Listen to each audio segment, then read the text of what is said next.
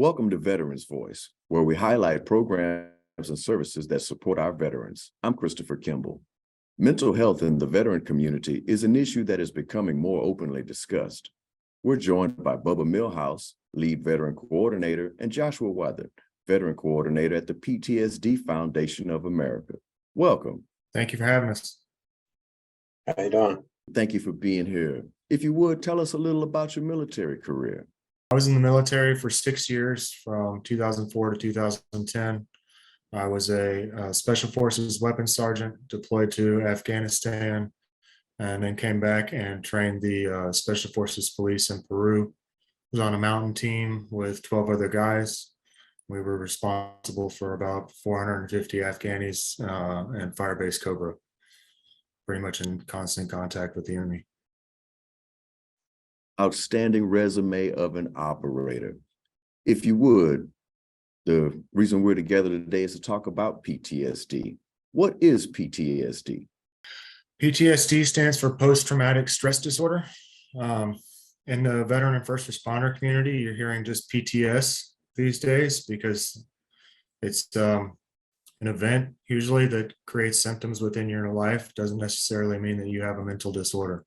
There are mental disorders associated with that, from depression to anxiety, bulimia, insomnia. The list goes on and on and on, depending on the severity of the traumatic event that you went through.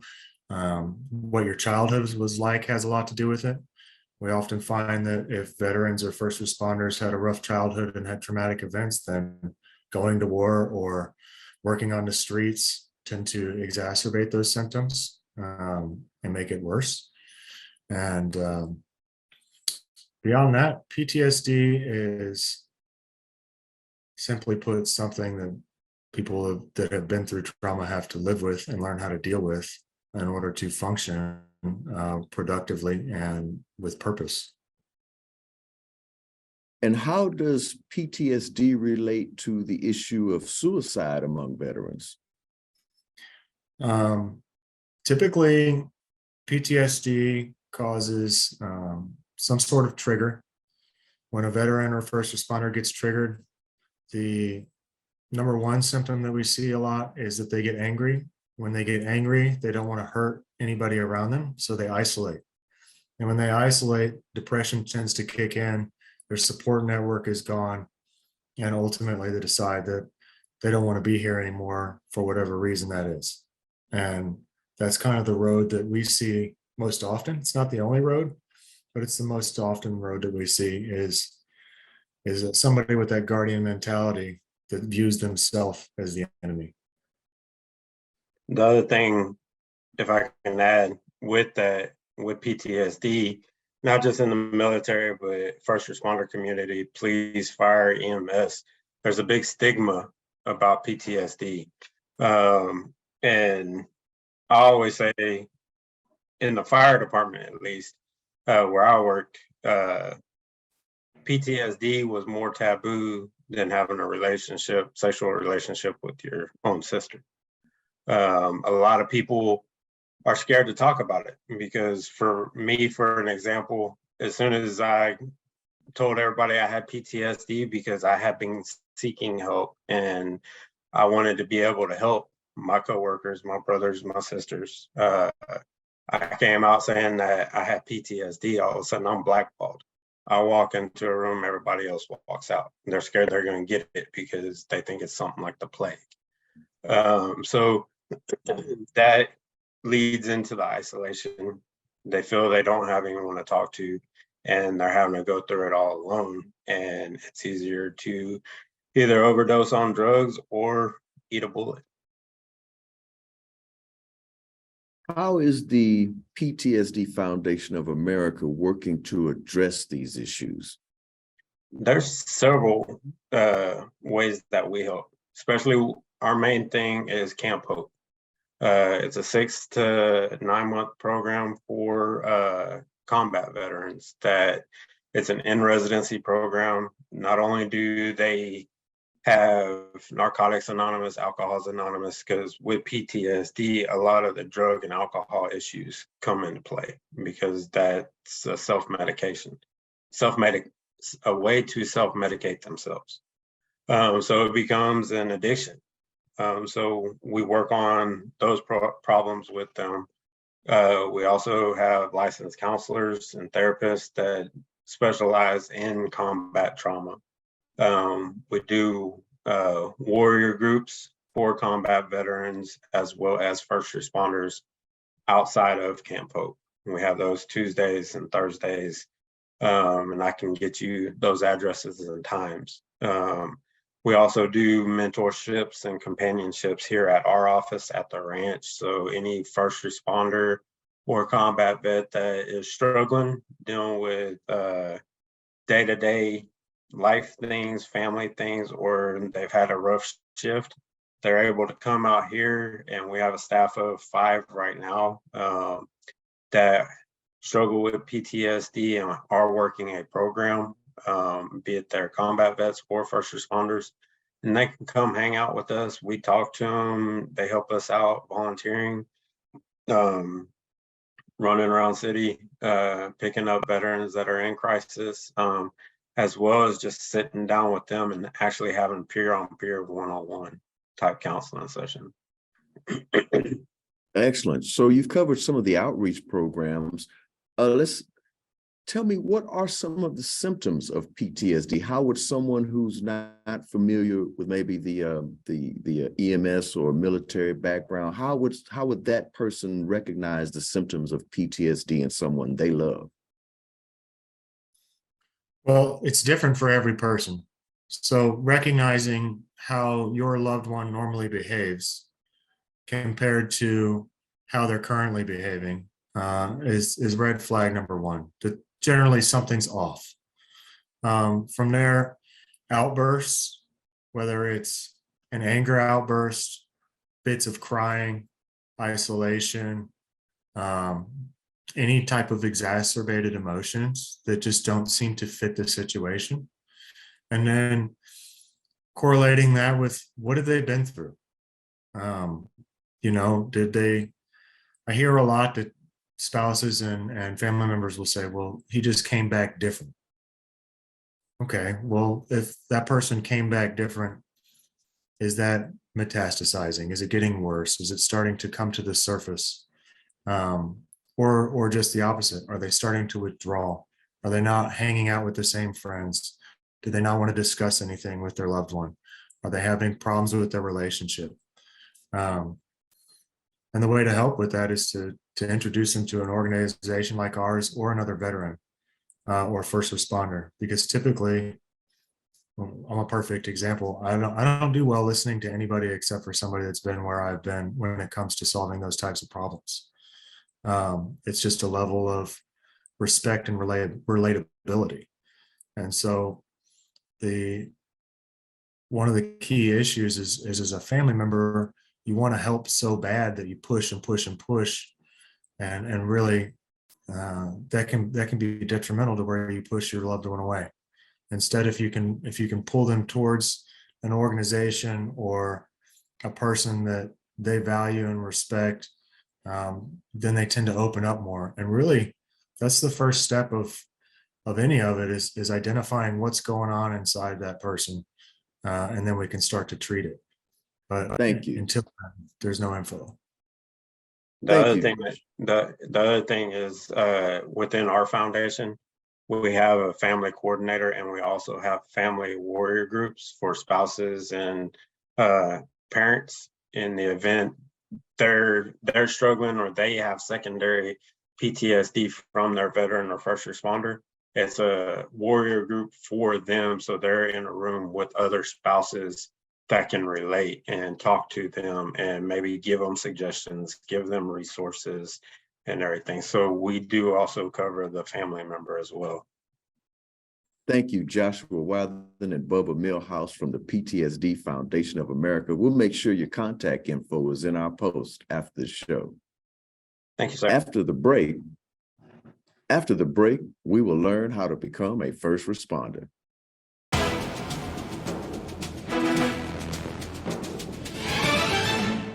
What does moving forward look like? Houston Community College has hundreds of choices. Small class sizes and personalized support to help you do just that. Enroll today for spring classes and frame your future with HCC.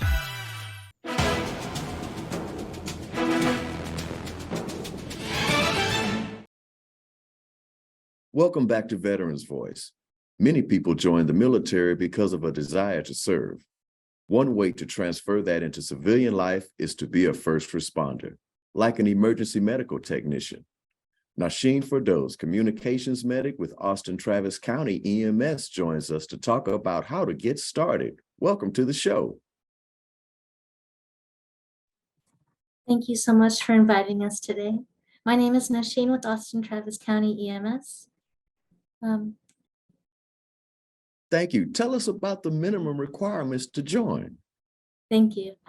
Chris, our minimum requirement to join our department is to be an EMT-Basic. We are the main medical providers for the city of Austin and Travis County. We can do anything the hospital can do in the back of the ambulance. Our department is known for medical innovation, career advancement, support for our medics. We have multiple awards for our department. Our communications team ranks top 10 in the world, 11 times in a row by the International Academy of Dispatching. Austin Travis County EMS is known as the first emergency medical service agency in Texas. We hold the highest rankings for different types of rescues, such as swift water, motor medics. There's different kinds of wilderness rescues. We have different allocates and awards for them. We also are a proud CAS accreditation service, and we hold the highest award, the highest standard by the American Heart Association for the EMS Gold Plus, which means basically we have the highest standard for CPR resuscitation out of all the agencies in the US. I hope that kind of gives you an idea of how innovative and how advanced our department is in comparison to other emergency medical services. So Yes. Thank you so much. So where can someone get this type of education? And if they do and they're a veteran, is there some help on that path? yes, so local community colleges such as Houston Community College offers the EMT-Basic certification pathway. And then we have a lot of local resources that support our veterans. You can reach out to the Texas Veterans Commission, Workforce Solutions, Capital Idea in Houston. Aside from this, you can also reach out to the local community college, such as Houston Community College and their veterans guidance department. And if you cannot find anyone else, just reach out to us. We're EMS recruiting at austintexas.gov. No matter where you are, we prioritize veterans. We appreciate your service to the United States and our communities. We will always guide you no matter where you're calling from or where you're asking for help. Awesome organization. So I've gone to school. I'm an EMS. What is the hiring process like? And what steps does a candidate have to take to get hired? So like I mentioned, our minimum requirement is to be an EMT-Basic. It's this certificate right here. To apply to our department, we have 4 academies per year. It's in January, April, July, and October. The academy is like a leveling class. We will teach you how to become a first responder for Austin and Travis County. To apply for this process, you just have to be an EMT-Basic, no experience required. You will go through an initial interview. It can be virtual or in person. Right now we're doing virtual. After the initial interview will be the background check. We look for anyone with a clear background. If you do have a Class C misdemeanor that is before 5 years, we will accept it. We will forgive you, and you're able to apply to EMS field. For EMS communications, you must have a completely clear background and clear driving record. They work in a federal building, and that's a requirement to walk into that federal building.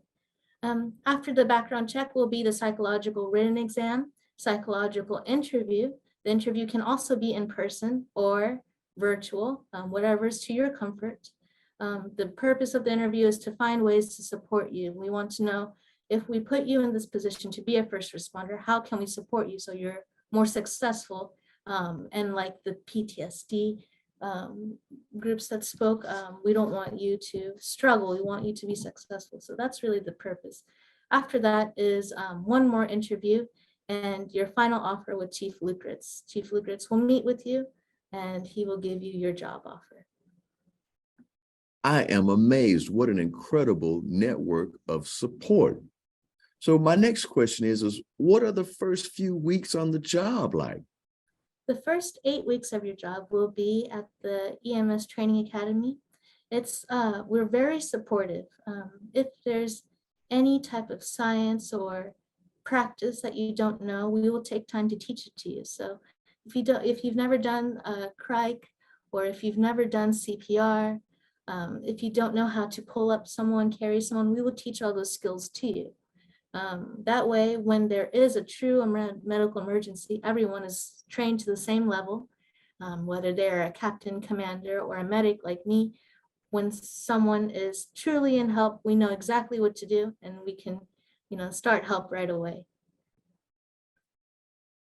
So how do you advance in this organization? I'm pretty sure it's not based on, well, this person has done more successful CPRs than this person. How do you advance as an EMT?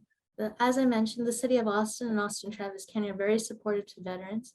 Every time you apply into our department, we will give you 5 extra points on every application for your life.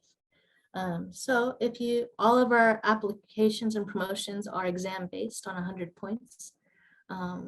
So whoever gets the top score, say if we have 5 captain positions open, the top 5 scores will receive that captain position. Sometimes careers such as in special operations, special events, we serve at ACL, South by Southwest.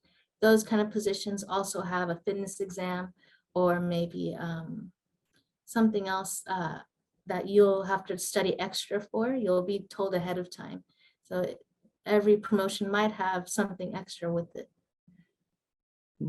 Well, this is a stressful job. Medicine changes all the time. As we get ready for the break, what resources can you give us to help people who want to make this a long-term career? Excellent question. So Austin-Travis County EMS is known for being progressive and medically innovative. We have different peer support groups within our departments, as well as external counseling services. They're all free to you. We have local fitness groups like within our department. There's a lot of local or internal departmental supports that you can seek to make sure you have a long-term career here. Aside from that, you can also pick up extra shifts in something that may be more fun, like community engagement or special events. You can go work at Formula One. So there's different ways you can bend your career and make it very lasting and fun for you, as well as meaningful for the community. Well, thank you, Noshin Ferdous, communications medic with Austin-Travis County EMS. Thank you for joining us today. After the break, we'll learn about student life for veterans at HCC.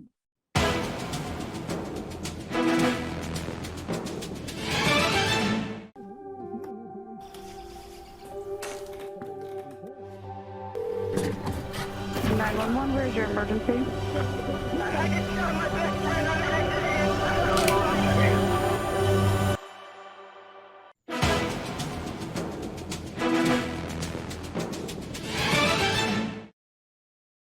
Welcome back to the Veterans Voice. Being an HCC Eagle isn't just about taking classes. Student life provides a range of opportunities for learning, leadership, service, and fun. We're joined today by Dipal Parekh, Student Life Coordinator for Southeast College. Welcome, Dipal. Thank you, Chris, for having me here today. You have a special passion for serving veterans, of which I personally thank you. How did that come about? Yes, it started a long time ago. Since childhood, I have a deep admiration for the military and the tremendous respect for these service members and their families. I am passionate about helping people finding their highest potential and support them in their efforts, especially when it comes to education attainment. I believe my passion comes from my father as he practiced law in India. I still remember my mom and her friends get together, create care packages for the soldiers on the border. Ever since then, when I saw my parents doing stuff for the military or made their contributions, I always wondered what makes someone say, okay, I want to go and serve my nation.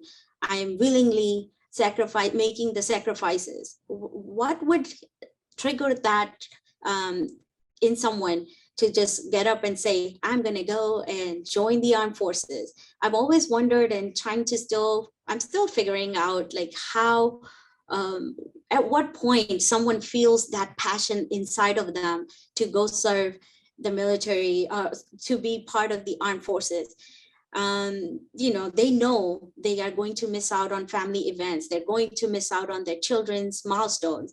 So it's just that curiosity that I believe I still have, that what makes someone join the forces knowing they may not come back.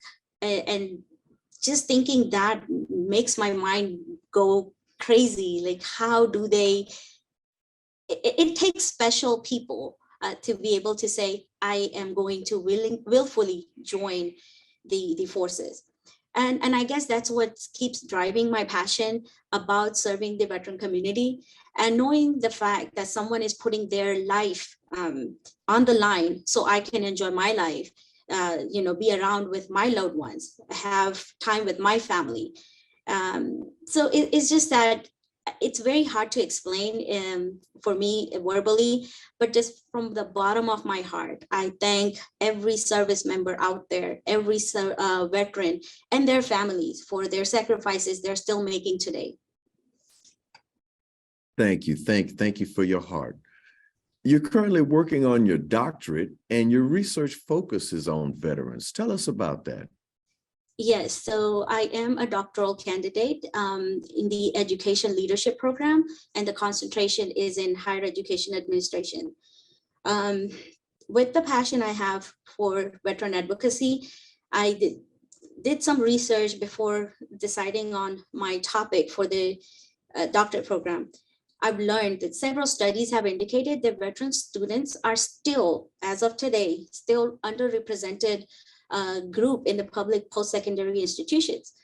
Veteran students, without a doubt, are part of the non-traditional student population in academia.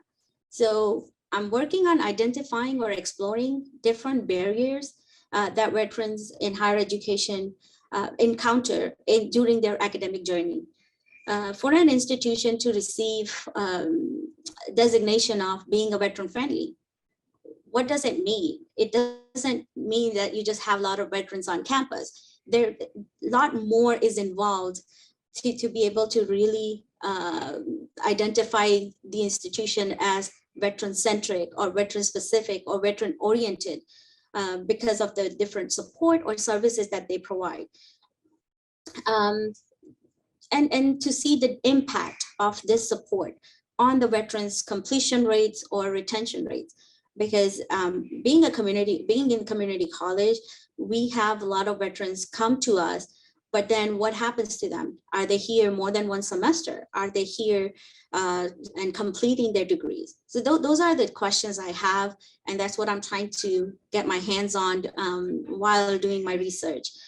Apart from the doctorate program, I also chair the education committee, a collaboration committee with Combined Arms, which is a nonprofit organization, also an HCC partner, where we support veterans and assist them with various resources. So I know from Combined Arms, and this is my second year as the chair, we encourage everyone who supports veterans to end conversation with asking that one question: what else do you need? Excellent. And you are also the new student life coordinator at Southeast College. Why do you think involvement in student life is important for veterans?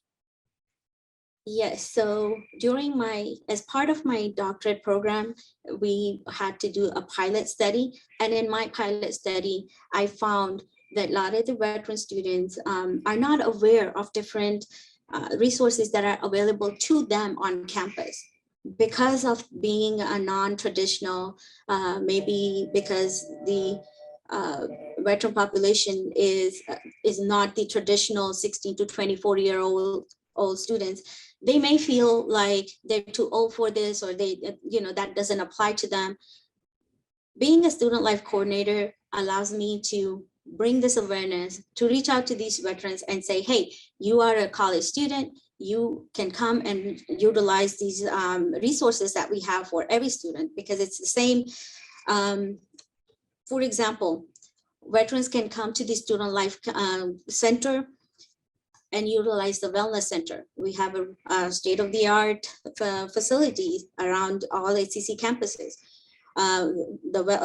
We have Eagle Market, where if a veteran or their family members who are students here need help with groceries or personal care items, we provide that at the Student Life Center here.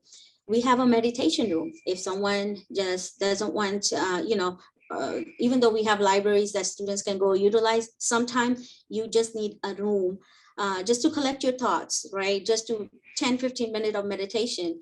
We have that here in the Student Life Center. We have a media room where students can come as a group, watch a movie, just have some entertainment. We also have a game room where we have pool table, we have Nintendo games. So students can come and just relax, whether it's before class or after class, they can utilize these resources, because these resources, they're already paying for it with their student tuition and other fees.